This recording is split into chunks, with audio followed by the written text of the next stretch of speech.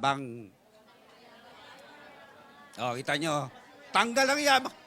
Sigurado, pag ikaw naging mayabang ka pa, sabi ng Lord, ang yabang mo pa rin, hindi ka na talaga pwede sa langit.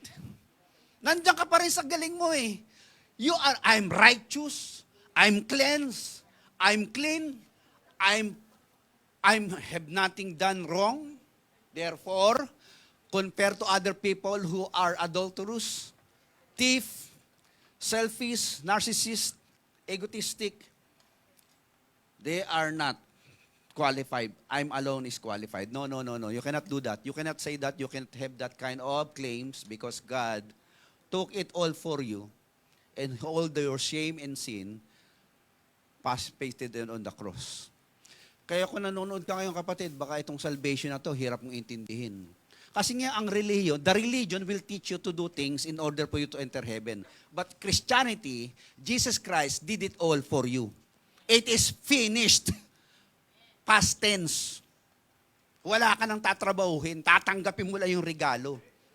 For by faith you have been saved by grace through faith. It is not by yourself. Hirap pa intindihin yung gospel? Ang dali, di ba? Nagiging mahirap dahil because of our pride. That is the sin of Satan. I don't care. I can manage it. In my own term, not in your term. Baligtad na eh. Kaya sabi ni Jesus Christ, not my will, but yours be done. Tayo naman, our will, your will shall come down here. Parang pinasunod natin si Lord. Tayo ang Diyos.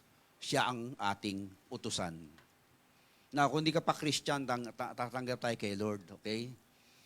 Bakit mahalaga ba ang altar call? Sabi sa Bible kasi, if you believe with your heart that Jesus Christ raised from the dead and openly proclaim by your lips, by your mouth, Jesus is Lord, thou shalt be saved. Romans chapter 10. The problem is, ayaw nating dibdibin. Hindi natin pinaniniwalaan sa puso. Dito lang natin siya kilala. I study the Bible, I study about God, but deep inside of your heart, naniniwala ka pero hindi ka nagtitiwala. Iba yun eh. Amen? Iba yung naniniwala sa nagtitiwala eh. Pag sinabi nagtitiwala, ibig sabihin yung salitang sumampalataya. From the word sumampa. Pag sumampa ka na, nakataya na buhay mo dun sa inupuan mo. Para kang sumampa sa eroplano, nakataya na yung buhay mo, dadaling ka ron sa kabila. Yun ang faith. Hindi yung sarili mo pa rin ang inaasahan mo na you can make it through heaven. No, you cannot make it. Kahit anong attempt mo, hindi mo kakayanin kasi magkakamali ka. The moment you fail once, you fail all. Amen? Everybody, please bow down your head and close your eyes. Baka wala pang Kristiyano rito at lahat man siguro Christian na. Pero kung ikaw nanonood ka ngayon dito sa harapan ng TV o live, FB. Simple word. If you really believe and want to inherit eternal life, do not be like the rich man who came to Jesus when he asked Jesus, Lord Jesus, I know you came from God. What shall I do in order to inherit eternal life? Jesus said, obey the law. Lord, I did obey all. One thing is lacking from you. Sell all your possession and follow me. He cannot afford to sell his possession. He cannot afford to follow Jesus. The selling of the possession is also only a test. The real thing is the following of Christ. This is the reason why we come to Christ by faith, by accepting Him, confessing Him as Lord. Let's all pray. Please repeat after me, praise by praise. Lord Jesus, thank you for dying on that cross for my sins. I open the door of my heart and receive you unto my life as my personal Lord and Savior. Lord, I cannot make it to heaven, but you did it for me. I welcome your Spirit. Holy Spirit, come into my heart. I entrust my whole life to you. My spirit, my soul, my body. Everything I have is yours. From this day on forward, I will love you, Lord. Help me, Lord, to live your life, to live according to your will, and be the kind of person you wanted me to be. In Jesus Christ's name I pray. Amen. Palakpakan natin ang Panginoon. Hallelujah. God is saving you. I cannot save you. You cannot save yourself. But the Bible says, if you believe with your heart, Jesus is Lord, and confess with your mind that God raised Him from the dead, you will be saved. So ikaw ngayon ang nakakaalam kung ligtas ka. Hindi ka na religyoso. Religion will give you religiosity. But Holy Spirit will give you two things, holiness and spirituality. Iba yung religious sa spiritual. Ang daming religious addict chismosa Amen? Iba kasi yung real spiritual ka, nasa yung Holy Spirit. Ayun, pinakita na yung picture kanina. Anyone who does not have the Spirit of Christ, he does not belong to Christ. Romans chapter 8, verse 9. Ang sino mang wala at hindi pinananahanan ng Espiritu ng Kristo, hindi siya Kristiyano, hindi siya kay Kristo. Kahit umanib ka sa iglesia. Hindi religion magliligtas sa iyo. No religion died on the cross. It is the person of Jesus Christ, God who became flesh, like you and me, so that He could be a representation of God, of man to God. The Son of Man became the Son of God, so that we, the Son of God, man will become the Son of God. That is the exchange, divine exchange. Amen? Maliwanag po ba ang gospel? Itutuloy pa natin yan sa susunod na kabanata. Parang gulat na kayo. Yung iba rito, gutom na yan. Palakpakan natin si Lord. Amen? Brother Boo, I got your point. All the preachers, we got your point. Your point has a power because you have a PowerPoint. Mahirap kasi, may point ka, walang power. Meron naman may power, wala namang punto. Hindi mo rin maintindihan. Sigaw ng sigaw, wala naman sinasabi. Amen? Dapat may PowerPoint. Palakpakan natin ang mga preachers at for God be the glory. Amen! Sino ang susunod na kabanata? Praise God. Hallelujah. Sige po, palakpakan nga po natin yung mga future anointed pastors natin. Glory to God. Hallelujah. Thank you po, Pastor, for the clear and fresh revelations na ibinigay niyo po na Word of God ngayong umaga. So, God is good. Amen. All the time, God is good. Good and blessed morning po sa ating lahat. And now we are going to give our tithes and offering. Our verse for today, sabi nga ni Pastor, kailangan may PowerPoint. Ayan po, sama-sama po nating basahin. Sa John 6, verse 9 and 11, mayroon po ritong isang batang lalaki na may dalang 5 tinapay na sebada at 2 isda, subalit sasapat kaya ang mga ito? Kinuha ni Jesus ang tinapay at matapos magpasalamat ay ipinamahagi iyon sa mga taong nakaupo. Gayon din ang ginawa niya sa mga isda. Nakakain ang lahat at nabusog. Sabihin nga po natin, nakakain ang lahat at nabusog. Alam ko po na alam nyo na yung istorya istorya nito sa John 6 na may batang lalaki na may 5 tinapay at 2 isda. Sa paningin po ng tao, kakaunti po yon, kulang, hindi sasapat sa pangangailangan ng lahat. Pero nung taos-pusong ibinigay po nung bata ang kanyang baon sa kamay po ni Jesus, ang kakaunti po ay naging sapat para sa lahat, sa 5,000 people. So, tandaan po natin mga kapatid, mahalaga po sa Diyos ang lahat ng ating ibinibigay. Hindi po siya tumitingin sa laki o dami ng ating ibinibigay, kundi natutuwa at nagagalak po at nalulugod po ang ating Diyos sa pusong handang magbigay. At tulad po nung batang nagbigay ng kanyang baon ng buong pagtitiwala at pagmamahal, ganun din po sa atin. Ang handog po na may pagmamahal at pagtitiwala at pananampalataya ay kayang gamitin ng Panginoon para makaabot ng maraming kaluluwa, para may magamit sa kanyang tahanan, at para po maging pagpapala sa iba. The little boy did not keep what he had. He surrendered it to Jesus.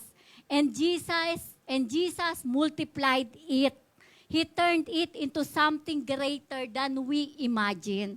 Kaya habang tayo po ay nagbibigay ngayong umaga, isipin po natin kung gaano kalaki ang kayang gawin ng Diyos natin sa mga salaping ibibigay natin.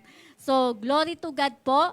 At dahil may mga taong makakarinig ng salita ng Diyos, dahil sa ating mga handog at may mga pusong sugatan po na at hopeless na maaabot ng pag-ibig ng ating Panginoong Hesukristo. Hindi man po natin agad makita yung resulta, pero pagdating po natin sa langit, maaari pong may magsabi sa atin na, alam mo ba na naging bahagi ka kung bakit nakilala ko si Jesus?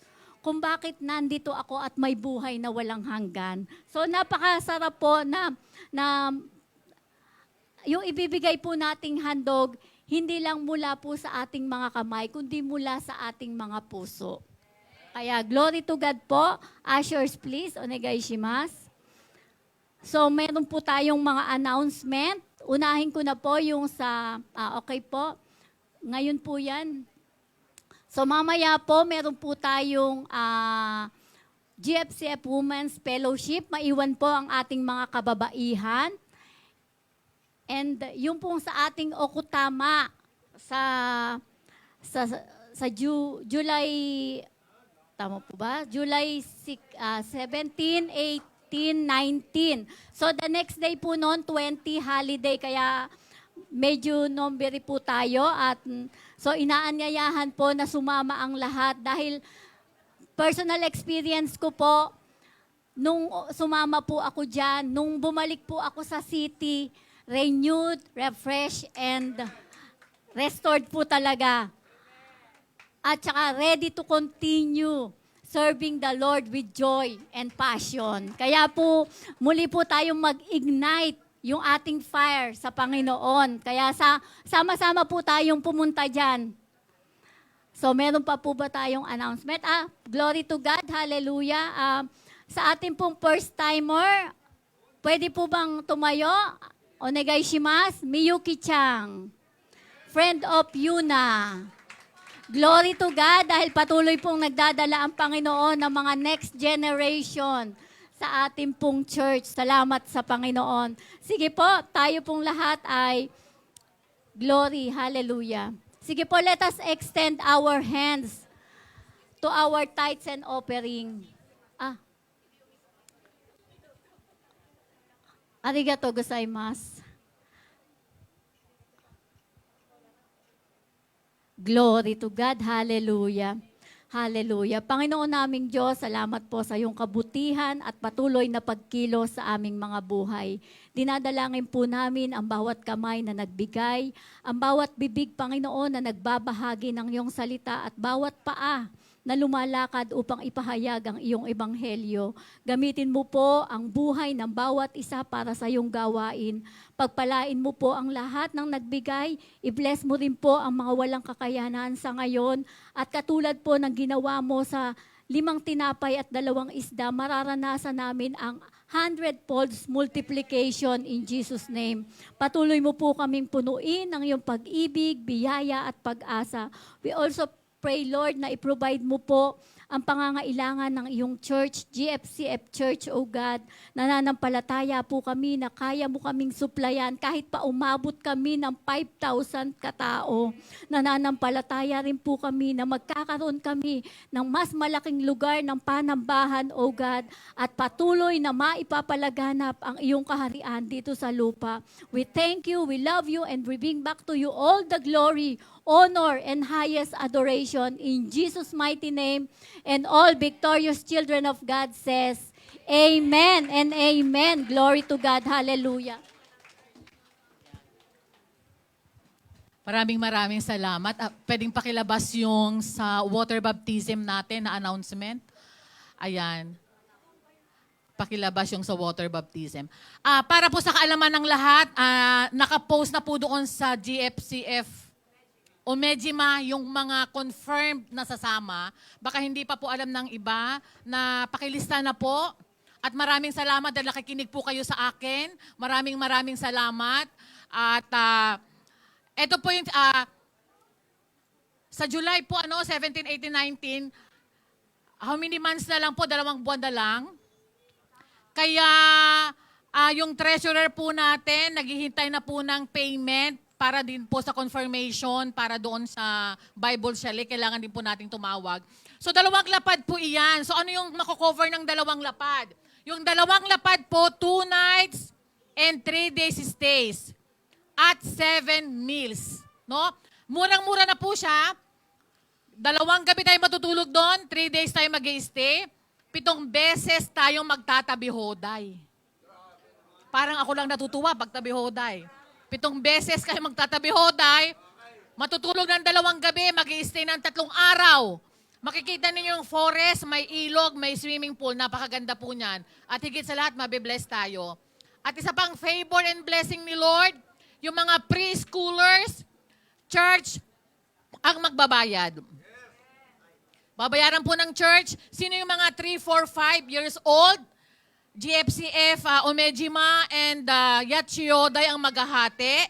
And another blessing, yung mga elementary grades, 50% sila. So parang approximately, magbabayad lang sila ng 6,000 yen. Hindi pa eksakto yan, para naalala ko lang last year. At ang daming blessing ni Lord, hindi pa natatapos, yung mga workers ng GFCF and high school and college, the same in adult. 30%. Another blessing. High school and college, kung ang anak ninyo ay high school and college, 30% off. So magkano na lang ibabayad nila? Galing yun ng church. Sa finance ng church yon. Uulitin ko, preschoolers, free. Hindi free sa Bible Shelley. Babayaran ng church. Elementary grades, 50%. High school and college, 30%. Blessing. And lahat ng mga workers na mag-i-stay ng 2 nights and 3 days ay bibigyan ng 3,000 yen allowance. Glory to God. Glory to God. Sa lahat ng mga ang dami talaga. Church ang magbibigay ng allowance sa mga faithful workers na mag-i-stay ng 2 nights and 3 days. And naghihintay na po si Sister Janice ng payment natin para hindi mabigat. Pwede tayo maghulog ng 5,000 yen, ng 3,000 yen, ng isang lapad kay Sister Janice para pagdating ng July, before July 17, bayad na tayo. Ulitin ko ulit, 2 lapad for 2 nights and 3 days stays and 7 meals. Okay, naghihintay na po ang ating treasurer, Sister Janice. Pwede na po tayong magbayad kahit na pagoseng-goseng yen para hindi tayo mabigat pagdating ng July 17. Okay, thank you and God bless everyone.